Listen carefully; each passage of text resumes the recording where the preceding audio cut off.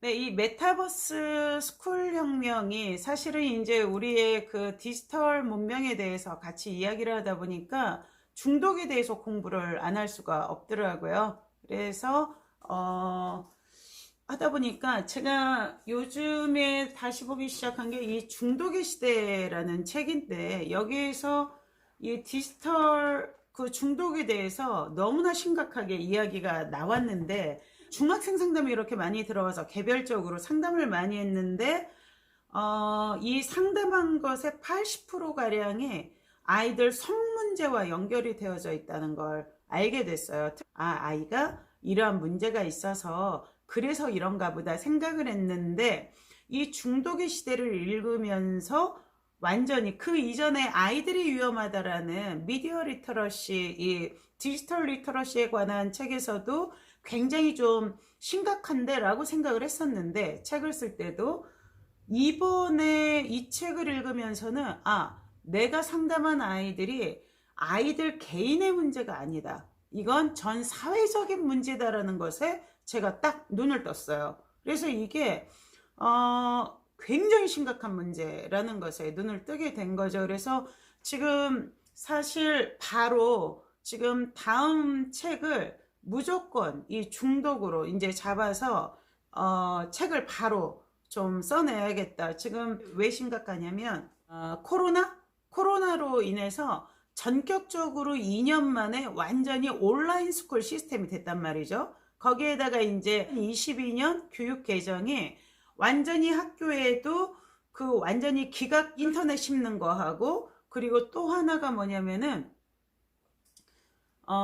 그 미래 혁신 교실 만드는 거. 근데 이런 게 모든 게 다 이 디지털화 시키는 과정이에요. 학교 자체도. 근데 굳이 집에서도 아이들이 온라인 학습으로 패드나 노트북 가지고 다 하고 있는데 학교의 하드웨어도 그렇게 바꿀 필요가 있나? 그래서 제가 IT 글로벌 기업들을 의심한다. 왜냐면 걔네들 사업을 위해서는 더 많은 그러한 디지털 기기들이 학교 등으로 들어가야지 장사가 되는 거 아니에요. 그러한 생각을 했는데, 이번에 이 중독의 시대를 읽으면서 더 많이 그걸 생각을 하게 된 거죠. 특히 우리가 음식 중독하고 그리고 디지털 중독, 이것은 맥락이 너무나 똑같아요. 인스타나 페이스북 보면 오늘 스타벅스에 왔다 해가지고 항상 커피 한 잔하고 그리고 티푸드 하나 놓으면 사진이 딱 구도가 맞잖아요. 이러한 세트 메뉴가 사실은 전략이라는 거죠. 이 푸드 업계에. 그래서 특히 여러분들 맥도날드 같은 데 가면 우리 세트 메뉴가 기본이잖아요. 이것도 뭐냐면은 바로 이렇게 사람들에게 음식에 대한 중독, 맛에 대한 중독을 하게 해서 그것을 계속 습관적으로 사게 하는 거죠. 그런데 여기서 중요한 건요, 우리가 보통 맛이라 했을 때는 우리가 어디에서 맛을 느끼죠? 혀? 혀라고 생각하죠. 근데 실질적인 마케팅은 그게 아니에요. 우리가 이 혀에서 느끼는 게 아니라 바로 사운드. 우리 칩을 먹잖아요. 감자칩. 그 감자칩 텔레비에 나올 때 감자칩 맛있게 생겼네 하는데 뭐가 없으면 그 맛이 실감이 안 나요? 바사삭 하는 소리. 저거 바삭거리면서 맛있겠다 딱 생각이 되잖아요. 거기에다가 직접 이게 입이 들어왔을 때는 단맛, 짠맛, 기름, 이 세 개가 우리 입을 중독시키는 거죠. 코카콜라도 생각해 보세요. 선전 나올 때 코카콜라에 뻥 하고 뚫리는 소리 아니면 저거 마시면 소화되겠다라는 생각이 될까요, 안 될까요? 안 돼요. 이게 심리적으로. 그래서 어느 수준부터 그 제과업계에서 사운드가 훨씬 더 구매를 당긴다. 그래서 마케팅 전략으로 이 영상의 사운드가 같이 결합이 되기 시작을 한 거죠. 그런데 지난 시간에 우리 이야기할 때 아이들이 이제는 문자 텍스트가 아니라 무엇에 더 빨리 이해력이 쉽다고 그랬죠? 동영상 매체를 훨씬 더 빨리 이해하게 됐다고 그랬잖아요. 아이들이. 이러다 보니까 이제 그 애들이 보는 동영상 자체에도 사운드는 당연히 들어가잖아요. 특히 에듀테크는요. 애들이 만약에 1+1은 2 했을 때 어때요? 띵동 맞았습니다 하면서 보상, 뭐 천사 같은 게 막 반짝반짝하면서 아 축하해요 막 이런 거 나오잖아. 이모티콘으로. 이런 게 다 중독적인 메커니즘의 디자인이에요. 개발자들에 의해서 만들어진. 그래서 그들은 우리가 이 중독적으로 감자칩을 사게 하고 또 중독적으로 애들이 인터넷에 접속을 하게 하고 우리 또한 마찬가지죠. 여러분들 중독적으로 서핑하지 않나요? 수업 1시간 하고 딱 나왔을 때 아 피곤해. 뭐부터 틀어요? 인터넷 틀어서 의미가 있든 없든 포털 사이트 먼저 보잖아요. 그러면서 핫한 뉴스가 뭐지? 딱 나 공유 좋아하는데 공유가 뭐 선전하네? 그거 딱 클릭. 이렇잖아요. 이게 다 중독적인 패턴이에요. 근데 그런 중독적인 패턴을 할 때 우리가 깨어 있어야 될 게 뭐냐면 생각을 하지 않고 어때요?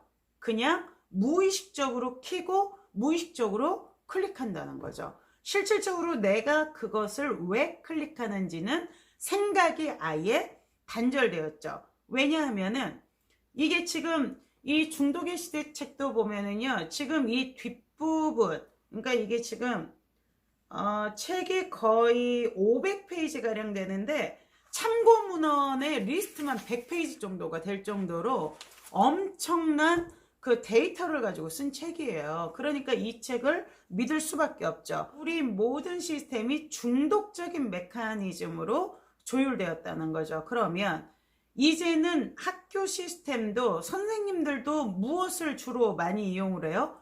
동영상 매체를 이용할 수밖에 없어요. 그렇죠? 그리고 이제 애들이 공부하는 주 교실도 다 디지털 매체 안에서 수업을 할 수밖에 없고 아이들이 동영상으로 더 이해를 많이 한다면 선생님들은 교구나 교재를 뭘로 써요? 동영상, 유튜브 끄려다가 볼 수밖에 없죠. 근데 이것이 어떻게 돼요? 아이들이 기억났네요.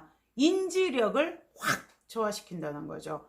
생각할 틈을 만들어주지 않아요. 그래서 인지력이 어때요? 바닥이 되어지는 거죠. 거기에다가 우리가 컴퓨터에 오래 앉아있죠. 아이들이 온라인 학습을 하면 그러면 더 어떤 문제가 생겨요? 거기에다가 운동을 하지 않잖아요. 뇌의 건강은 결국 운동이거든요. 특히 우리 청소년 아이들은 많이 나가서 야외 활동을 많이 해야 되거든요. 그런데 가만히 앉아서 눈하고 손가락만 움직이죠. 이것은 우리가 전 시간에 보았던 그 캘커타의 마약에 취한 사람들, 환각과 도취 상태, 이게 바로 뭐냐면 중독이에요. 중독. 그러니까 우리는 교육을 하고 있다고 하지만 사실은 애들을 중독시키는 거죠. 디지털 중독. 이 매체에 중독되어져서 그게 아니면 불안하죠. 근데 이 불안과 중독이 누구한테도 금방 전이가 돼요? 부모님들. 애가 노트북 앞에 안 앉아 있으면 이제 불안하죠. 쟤 공부 안 하는 거 아니야? 수업 안 듣는 거 아니야? 오히려 책을 읽는 것을 딴짓하네. 선생님 수업 안 듣고. 이렇게 되지 않겠어요, 이게? 이게 굉장히 심각한 문제라는 거죠. 그래서 점점점 우리 아이들의 인지력은 떨어지고 머리도 나빠지죠. 그러면 이 아이들은 피지배계층이 될까요? 지배계층이 될까요? 그렇죠. 당연히 노예적 삶을 살아갈 수밖에 없는 거죠. 무엇을 하면서? 머리 좋은 아이들이 만들어 놓은 시스템과 머리 좋은 아이들이 파는 물건을 집에 배달받아서 살찌고 머리는 나빠지면서 그들의 상품을 계속 팔아주는 그냥 그들을 위한 소모품밖에는 안 될 수도 있다는 거예요. 이게 굉장히 심각한 거죠. 우리가 교육을 왜 해요? 우리 아이들 인지구조 좋아지고 사람다워지고 자기 스스로 벌어서 사람답게 다른 사람한테 존중받게 하려고 교육을 시키는데 오히려 이러한 디지털 중심의 교육은 아이들을 어떻게 완전히 노예화할 수 있다는 거죠. 그러면 그 구도를 두 가지만 가지고 음식 중독과 디지털 중독으로만 한번 보자고요. 그래서 이제 제가 이 메타버스 스쿨 혁명에서도 내세운 핵심 가치가 4가지예요. 지혜, 우리가 선택하고 결정하는 거, 이게 지혜라고 그랬죠. 바로 이 지혜를 위해서 교육하는 거거든요. 자존적인 지혜, 그리고 자발성, 스스로 수행적으로 알아서 공부하는 시스템, 그리고 상상력, 그들 개발자들 천여 명의 그 눈으로 우리가 중독적 패턴을 알고리즘에 의해서 하는 것이 아니라 우리 스스로의 상상력으로 우리가 새로운 걸 만들어내고 새로운 세계를 선점해 나가는 거. 이게 중요한 거죠. 이게 바로 창조력이죠. 그리고 자급자족 슬로우 라이프. 이를테면 음식도 나중에 보시면 약을 조제하는 것과 똑같은 과정으로 식품을 만들어요. 여러분들은 그것이 유기농이고 건강한 것이라고 해서 어때요? 쿠팡에 신청을 해서 그 로켓 배송을 받으셔서 아우 우리 아이들 이거 먹으면 건강할 거야. 이를테면은 그 유기농이라는 의미를 바른 게 마케팅 굉장히 성공했잖아요. 이건 그래도 자연적이고 그 우리 몸에 좋을 거야. 하지만 똑같아요. 소금, 설탕, 기름 이걸로 만들어졌고 뭐만? 마케팅에 유기농이라는 껍질만 씌운 거죠. 껍질만. 그것 자체가. 그렇기 때문에 우리가 그들이 만들어낸 그걸 만들어내는 데는 과학적인 이 수학적 계산, 이를테면 우리가 그걸 레시피라고 하죠. 확률의 수 있잖아요. 그런 확률의 수를 만들어 놓고 그걸로 계속 실험을 해서 대량으로 많은 사람들한테 먹여보고 거기에서 또 다른 초점을 만들어서 그것을 싸고 그리고 많이 판매를 하는 거죠. 그게 바로 약을 제조하는 것과 똑같아요. 어떻게? 중독이 되게 만드는 거죠. 핵심이 그거예요. 핵심이 그거. 그리고 이 디지털 매체도 뭐예요? 중독되도록 만드는 게 핵심이죠. 그래서 여러분들 우리가 에듀테크에서 애들이 그 교육학자나 아니면은 이 IT 학자가 그걸 그 박사들이 그 결론을 냈어요. 어떤 결론이냐면 애들은 무엇을 하는 게 좋다? 이 디지털 게임식으로 공부하는 게 훨씬 더 잘한다라는 것을 저기를 해냈거든요. 내가 공부를 해서 1등하기는 힘든데 이 게임을 열심히 하면 하루만 해도 탑을 찍어요. 그 성취감은 반에서 1등하는 것과 똑같은 성취감이거든요. 아이들한테는. 그래서 또한 중독을 시키기도 하죠. 그래서 정말 중독된 아이들은 그 컴퓨터 앞에 깡통을 쫙 갖다 놓고 소변을 그냥 거기다 봐가면서 할 정도라고 이야기를 하죠. 자, 그래서 여러분들이 우리 애가 그 정도로 중독될 정도로 공부하면 좋겠는데 라고 생각하실지 모르지만 이 모든 것들이 아이들의 무의식을 지배를 합니다. 그리고 자발적인 존재가 아니라 어때요? 기계적으로 클릭만 하는 존재, 내 생각이 없는 바보로 만든다는 게 핵심이죠.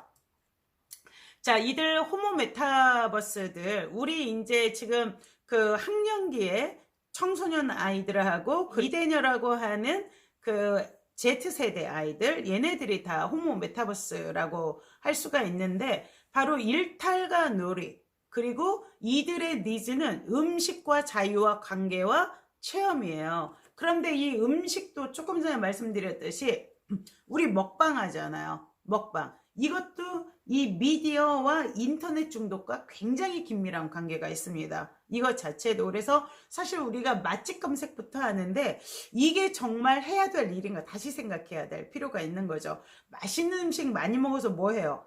결국 똥 싸요. 그 시간에, 그걸 검색하는 시간에 오히려 내가 만들어 먹거나 현지에 가서 그냥 우연히 딱 문을 열고 들어갔는데 그 집이 맛있으면 그게 더 훨씬 더 좋은 거죠. 이미 애들한테 스마트폰과 컴퓨터는 생필품이에요. 이것을 우리가 막을 수는 없어요. 그래서 더 위험하고 우리가 더 깨어 있어야 되는 거죠. 아이들이 이것을 어떻게 스스로 지혜롭게 사용할 수 있게 하느냐가 중요한 것이죠. 그리고 애들은 자신만의 일탈의 공간을 원해요. 얘네들이. 그런데 집에서는 어때요? 엄마가 보고 있죠. 그분들이 계속 보고 있죠. 그러니까 어디로 숨어요? 컴퓨터 안으로 숨는 거죠. 아이들 자체가. 그래서 애들한테 제발 관심을 끄세요. 집에서.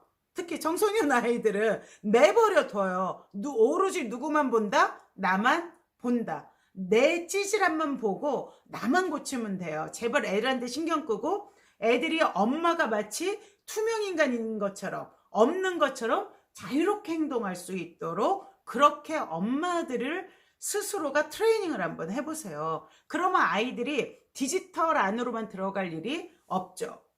왜? 우리 똑같은 음식 계속 먹으면 질려요, 안 질려요? 김치도 질리잖아요. 애들도 마찬가지예요. 오바이트 나올 때까지 한번 하게 내버려 둬보세요, 한번. 그리고 애들은 대화가 아닌 이모티콘으로 대신을 해요. 그래서 이제는 우리가 보통은 남자, 여자 아니면 인종별 갈등이 많다고 그랬잖아요. 이제는 세대 간 갈등이 엄청날 거예요. 이미 지금 2030이 오늘 어제였나요? 완전히 그 한 정당의 이 류파를 싹 바꿔버리잖아요. 며칠 동안에 걔네들의 그 움직임으로 이렇게 파워가 세요. 여러분 이걸 생각하셔야 되는데요. 지금 이 호모 메타버스 Z와 알파 아이들은 바로 BTS를 세계적인 글로벌 영웅으로 만든 아이들이에요. 얘들을 어떻게 이겨요? 못 이겨요. 진짜로. 그러니까 어떻게 해야 돼요? 걔들을 존중해줘야 돼요. 우리가 기본적으로. 그리고 중요한 것은 걔네들은 이미 글이 아닌 이모티콘과 그리고 그들의 축약어를 쓰는데 우리는 어때요? 아우 나는 배고파 이렇게 말 안 하면 못 알아듣잖아요. 걔네들은 뭐 이렇게만 해도 금방 알아듣는데 이미 우리는 서로 다른 나라 또는 서로 다른 태양계의 존재들이라고 보시면 돼요. 그래서 우리가 걔네를 못 이깁니다. 그러니까 어떻게 해야 돼요? 못 이길 바에는 존중하고 인정해줘야 돼요. 걔네들이 만들어 나가는 세계를. 그리고 얘네들에게 돈이라는 것은 이미 생존입니다. 아, 우리는 왜 이렇게 돈을 밝히지? 요즘 애들은 돈을 너무, 우리가 그렇게 만들었잖아요. 돈 없이 못 살게 만들어 놨잖아요. 인정하자고요. 그리고 이 토큰 자체가 애들한테는 너무나 중요한 커뮤니케이션 매체가 됐다는 것도 인정을 하면 우리 그뿐만 아니라 이 수가타 미트라 교수의 저기를 보니까 애들은 선생이 필요하지 않아요. 부모도. 어때? 스스로 배워요. 우리 가풍이 중요한 게 뭐예요? 애가 그냥 보고 배우는 거죠. 애가 그냥 보고. 그래서 애들은 스스로 학습하는 능력을 타고나요. 그렇기 때문에 우리가 걱정하지 않고 믿으면 아이들은 타고난 학습 능력으로서 그들 스스로가 선생이 되어지고 서로가 배워요. 그래서 혼자인 아이들보다 여러 집에 형제가 많은 아이들이 훨씬 더 빨리 커지는 거죠. 그래서 이제는 우리가 스마트폰과 컴퓨터 게임을 허락할 수밖에 없죠. 특히 피터 디아만디스 같은 경우는 2030년은 우리가 상상할 수도 없는 시대가 될 것이다 했는데 그 중에서도 이 가상현실의 킬러 앱이 바로 교육 앱이 될 것이다. 왜냐면 우리 부모들이 아무리 비싸도 이거 애들 공부하는 앱이래 하면은 다 사줘요, 안 사줘요? 제일 비싼 걸로 사주죠. 500원짜리 사줘요, 3만원짜리 사줘요. 3만원짜리. 이게 바로 사교육이에요. 이게 바로. 그래서 이제 우리가 이 교육에 있어서의 디지털화는 피해갈 수가 없는 우리의 현실이라는 거죠. 거기에다가 중요한 것은 공부 잘하냐 못하느냐가 중요하지 않아요. 왜냐하면 데이터 기반 센서로 집중력 향상하고 성공지향적인 마인드를 업그레이드 시키는 센서가 또 나와요. 그래서 우리 지금 우리 돈독님도 계시지만 많은 챌린지들을 이끌고서 우리가 성공하기 위해서 돈과 운을 업그레이드 시키기 위한 노력을 많이 하고 계시잖아요. 그럴 필요가 없다는 거예요. 왜? 이 뉴럴 링크 해가지고 칩을 심거나 그런 센서를 개발해서 한다는 거죠. 그리고 우리 애들 막 코딩 같은 거 공부하죠. 그럴 필요도 없다고 했죠. AI가 이미 코딩하는 AI가 개발이 돼서 인간이 그 속도를 못 찾아가는 거죠. 이번에 우리나라의 박사들이, 미국에 있는 박사들이 단백질 패턴을 알아냈잖아요. 그 어려운 걸. 사실은 일반적으로는 몇십 년 걸릴 건데 이것을 AI한테, 어차피 AI가 패턴을 연구하는 애들이니까 얘들을 시켜보자 했더니 그냥 불과 몇 시간 만에 그냥 이게 됐다는 거죠. 그러한 시대인 거죠. 그래서 이제 우리가 이 메타버스 시대에 에듀테크 교육 방법론을 쓰지 않을 수가 없어요. 그런데 이 에듀테크 기업들이 적용한 교육은 모두 디지털 방법론이에요. 거기에다가 이들이 이게 되게 교육적이에요 라고 할 수 있는 게 뭐예요? 바로 참고 서적들을 많이 탑재를 합니다. 이를테면 이북 엄청 많잖아요. 그 카페에다 그냥 넣으면은 이렇게 우리한테 도움이 되네 이렇게 생각할 수가 있어서 엄마들은 점점점 더 이러한 오프라인 쪽에서의 아이들의 그런 학습보다는 에듀테크를 그냥 믿고 맡길 수밖에 없다는 거죠. 그런데 이 에듀테크의 변화는 사실 커다란 변화도 아니에요. 연필 쓰던 걸 디지털 터치로 전환하고, 그리고 선생님들이 가르치던 것을 애들이 뭘 하는 걸로? 바로 게임하는 걸로 그렇게 클릭해서 성취감 얻게. 이게 보상 체계가 애완견 키우는 거나 똑같아요. 샤무 기법이나 즉각 보상. 이거 일단 맞춰서 그러면 띵동 토큰 하나 딱 올려주는 거. 여기에 애들이 엄청나게 저기를 하는 거죠. 하지만 여전히 교사와 학생의 역할을 가르치고 배우는 자로 만들어 놨다는 건 이 에듀테크의 한계인 거죠. 우리 실질적으로는 선생님들이 그 한 수업을 하더라도 지리 수업을 한다 하더라도 굉장히 다양한 기법이 1시간 수업 안에 들어가잖아요. 토론도 했다가 발표도 했다가 체험 수업도 했다가 그리고 선생님이 티칭도 했다가 근데 이것까지가 다 되지가 않는다는 거죠. 이를테면은 실질적인 융합교육이 가기에는 어렵죠. 그래서 디지털 기술이 접목되었다고 교육의 발전이라고 하기는 어렵고 오히려 이 메타버스 내에서 이전의 습관적인 사유와 행동 패턴을 반복하게끔 만든다는 한계가 있다는 거죠. 이것에 우리가 깨어 있어야 돼요. 선생님들과 엄마들이, 부모님들이. 그래서 이들이 실질적으로 에듀테크에서 노리는 것은 교육도구의 중독성인 거죠. 이 게임이 중독적인 이유 중 하나가 뭘 반복해요? 패턴을 반복하는 거죠. 그래서 중독적 패턴에 애들이 몰입하는 거거든요. 이렇게 해보니까 연습이 되죠. 더 되겠네? 그 다음 단계 가겠네? 그 다음 단계가 단계를 조금 높일수록 어려워지면서 빨리 성취하고 도전하게 되고 그래서 거기에 과몰입을 해서 중독이 되는 건데 에듀테크도 사실은 똑같은 패턴으로 만들어 놓았다는 거죠. 그래서 결국 이 모니터를 통해서 반복되는 시각적인 훈련과 아이들 사고 패턴이 굉장히 지대한 영향을 미쳐요. 그래서 이 반복적이고 습관적인 패턴은 어때요? 이것은 우리가 습관적으로 수행을 해서 깨치는 것과는 완전 다른 문제거든요. 기계예요, 기계. 기계적인 학습. 그래서 오히려 그 사만다나 이런 AI 로봇들이 뭐라고 그래요? 우리는 너네들 존재보다 훨씬 더 뛰어날 거야 라고 이야기하잖아요. 사실 그럴 수밖에 없는 수준이 되었어요. 걔들은 빨리 방대한 양을 배우지만 우리는 이렇게 패턴을 연습해도 고기밖에 되지 않거든요. 이것 자체가.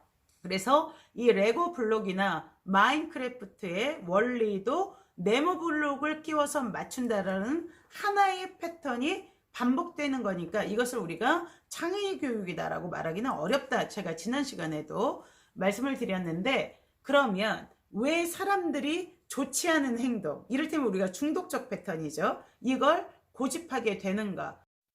2부에서 다시 여러분들을 만나 말씀 나누도록 하겠습니다.